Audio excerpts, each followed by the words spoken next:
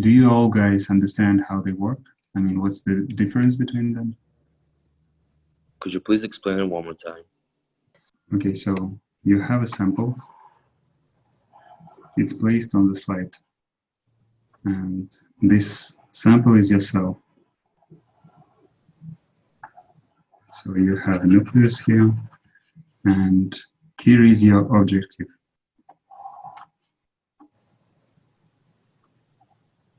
And let's say it has some set of lenses to enlarge. And also we have a source of energy.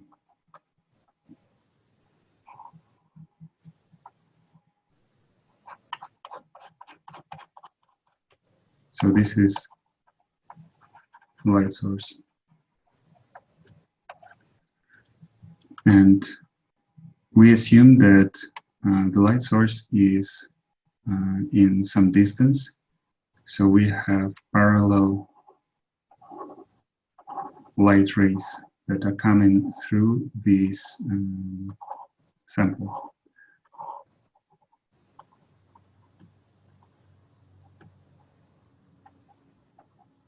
So when they pass it, some of them are being scattered. Some of them come through, but in a very low powers. And others just go through. So according to these light beams, we are having the enlargement, and this enlargement will be seen like some kind of light structure and dark structure because of this scattering.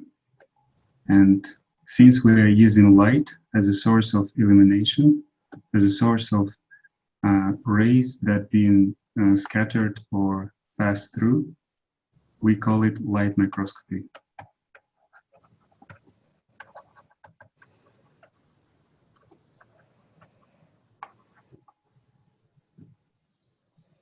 Okay, so then we switch to electron microscopy. In this case, we have a sample that is placed on the stage.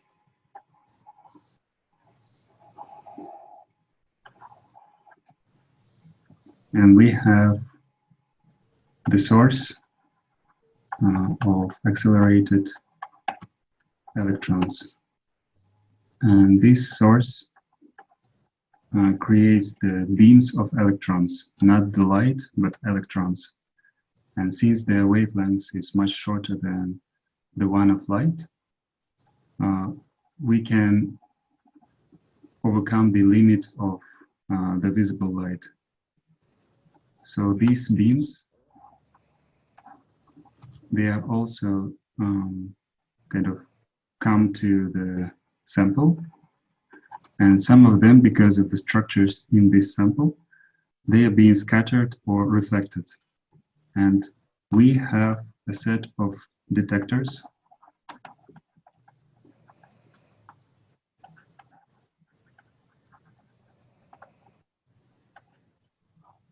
that kind of catch these reflected or scattered electrons. And if they catch it, they say, okay, I have one electron scattered from this place in this direction under this angle. And on the computer, well, this detector, for example, sends this information to computer. And on computer, the processor starts computing the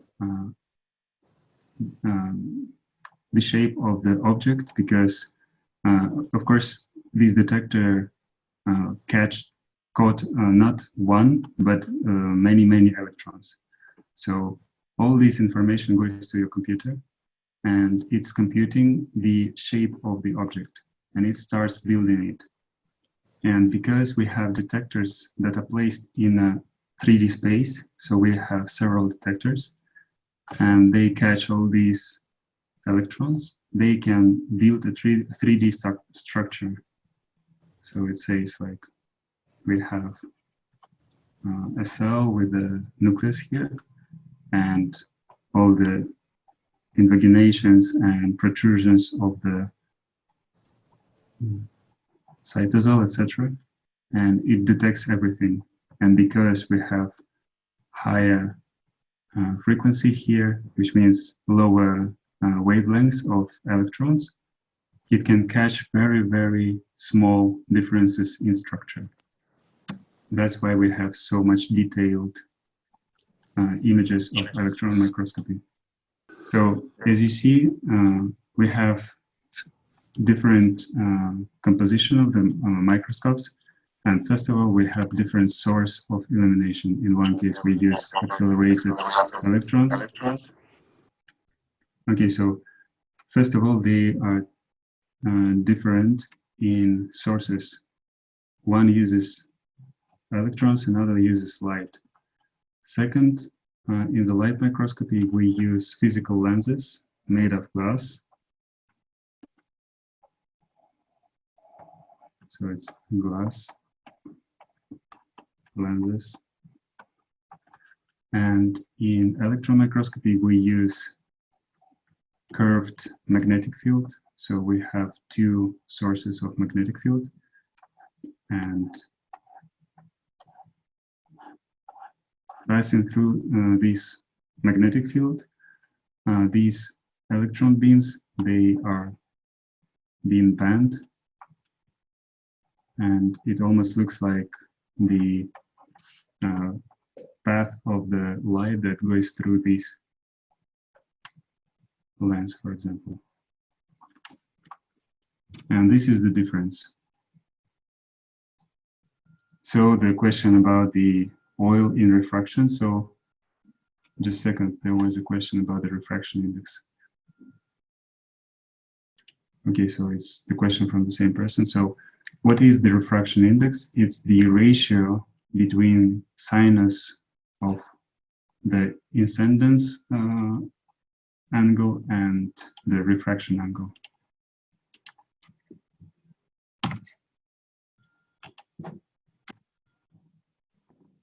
Okay, so whenever we have the border between two media, so the first media is air, and the second one is water. So let's say we have some light ray that comes under the angle to the normal. So this is called normal, and it's perpendicular to the surface or to the border between these two media. And we have this incidence light.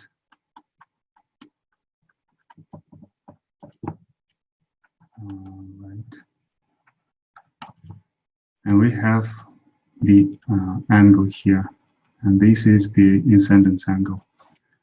And after it falls here, some part of it will be reflected, and the other part will be refracted, which means changing the angle, it will still go almost the same direction as it was going before.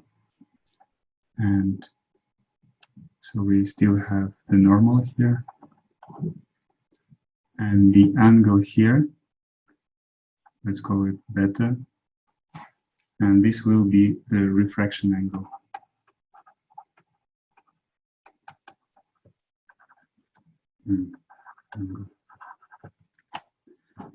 So the ratio between sinus of beta to the sinus of alpha is the refraction index.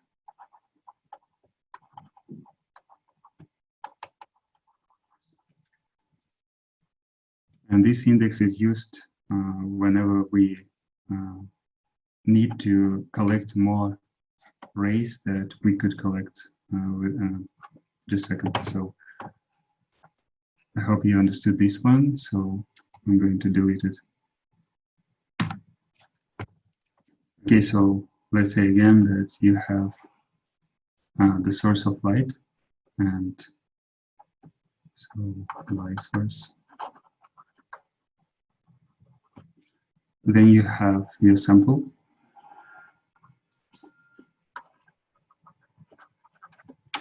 And then you have your objective. So let's say this light comes through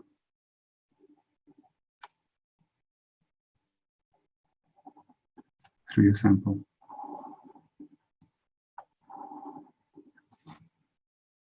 So some kind of sample here. So the thing is, here we have air, here we have glass, here we have air, and this is also glass. Glass has higher refraction index than air, and it means it will the border between these two media will lead to the refraction. So we will have the bending of these rays, okay? So let's say it goes through it, and then when it leaves the media of glass, it's being refracted. So it goes the other direction that we lose. And it means that we do not collect all the information that comes through the sample. So let's say only the perpendicular rays will still go through and we can collect them. But the ones from the sides will be reflected, refracted, and we will lose this information. So what we could do, we could reduce the difference between the glass to air to glass. So if we reduce this refraction index that is here and here, this loss of information will not happen. So just imagine. So let's say this is the sample with the glass.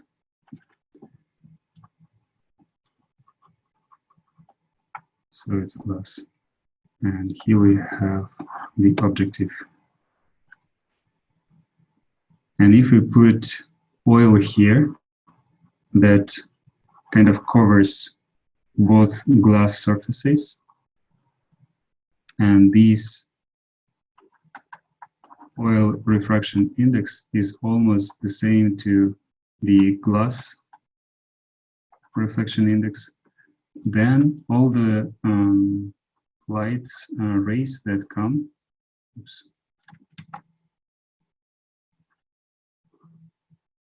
when they go through this limit or border of the media, they will not be refracted, they just go through and we collect more information.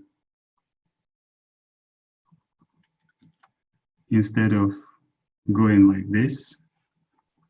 this ray will still continue its path and finally reach our eyes. To prevent the refraction problem, can we change the angle of coming light? Will it change the picture? If you change the angle, you will lose much more information because you will have a lot of scattering, a lot of refraction and reflection. That's why we use parallel, perpendicular to the surface beams.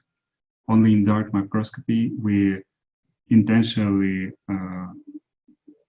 illuminate it by the angle, but still we need a lot of this light to obtain the picture. And still if we have very different refraction indices of the media, we will still have the problem with the refraction. That's why we need to use oil. We can also use water. It's still big difference between water and glass, but it's lower than between glass and air. And the dark field microscopy. Okay, so we have two types, like bright field and dark field. So this is the same objective.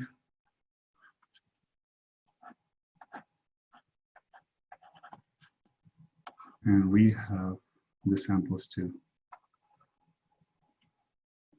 And let's say they are the same cells.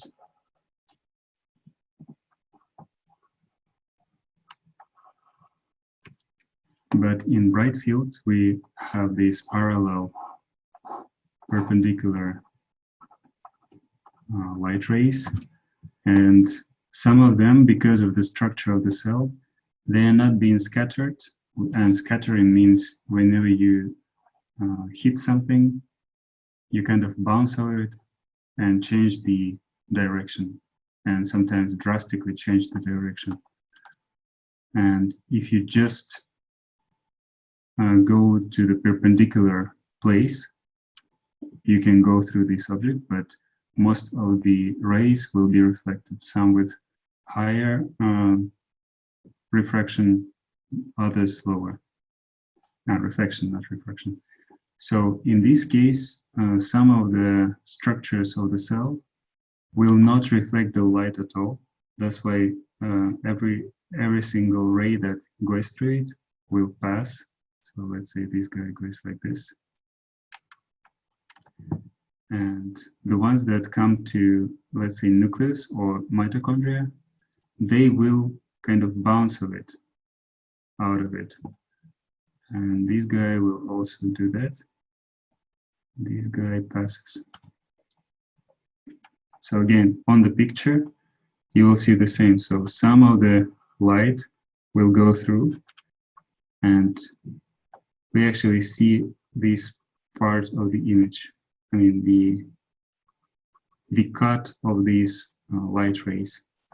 And if you think about it as the plane and look at it from the top, you will see something like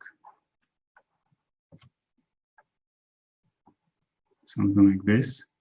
And because you don't have light coming from this place, you will see darker. But generally, everything else will be bright. So generally bright. And this is called bright field microscopy. In the dark field, you intentionally try to catch the scattered light. So these guys which were bounced out. And to do that, you actually use the angle. So light beams, sorry, light beams come with the angle, and some of them go through.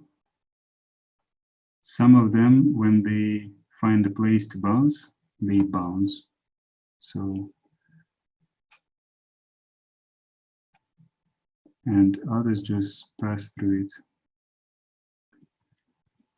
And whenever we kind of get the image, again, you have this plane. And if you look at it, you will only see the guys that are coming from something that they are scattered from. Okay, so you will see very bright this guy, and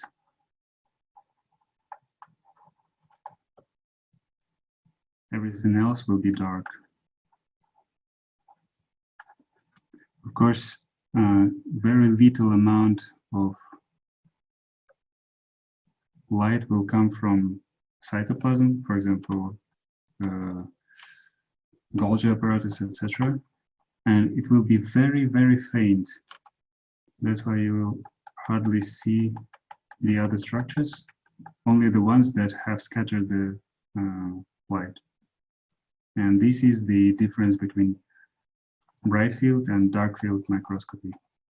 So here you intentionally scatter light and see the objects that are usually dark on bright field.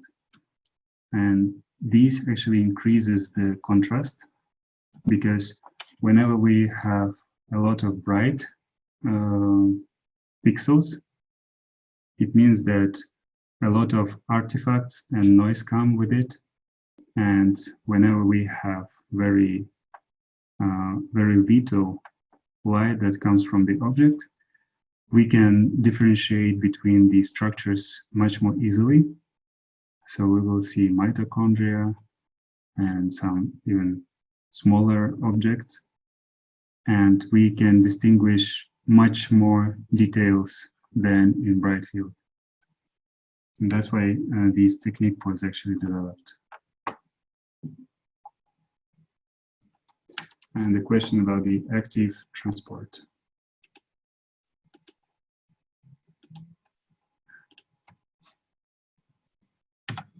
Okay, so what is the active transportation? So we have the bilayer of lipids.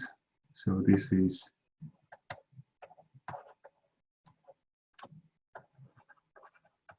lipids.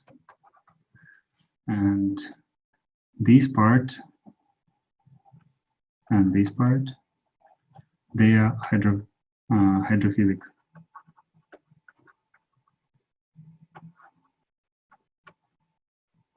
So which means they like water. This huge part is hydrophobic.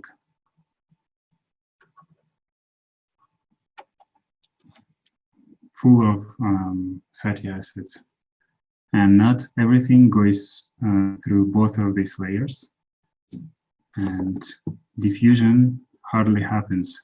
Also, it happens not only dependent on the concentration, but also on size.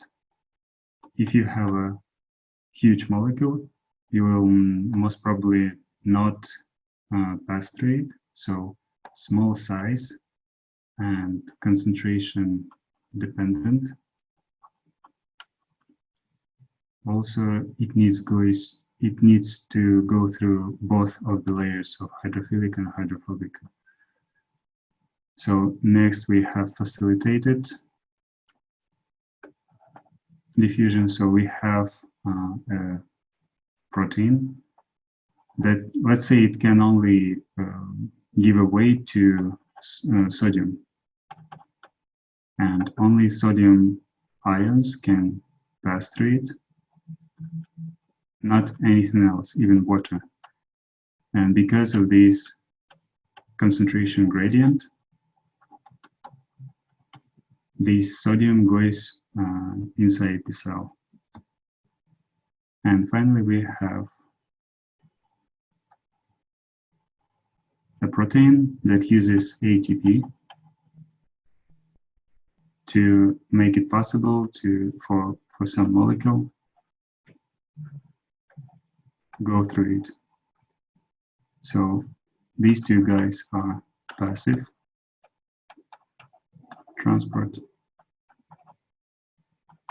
and this is active.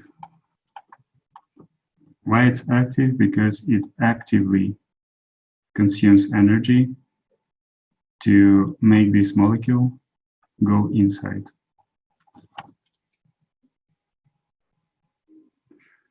One of fatty acids in tail of phospholipids is killed.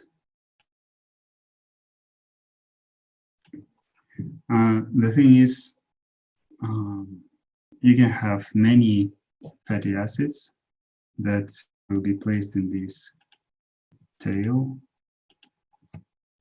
They are usually shown like this. So one is like this, another is like that.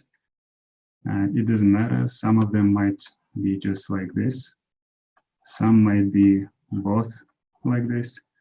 The thing is, we have two fatty acids.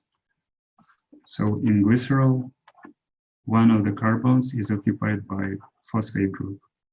And this is what is important. So two carbons are occupied by fatty acids,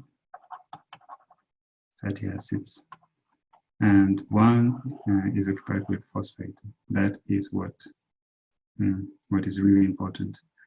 This genus here means we have a double bond between these two carbons. That's why we have the change of direction of the chain of carbons. And it just means, this thing here, this articulation, it means that we have one fatty acid that is unsaturated.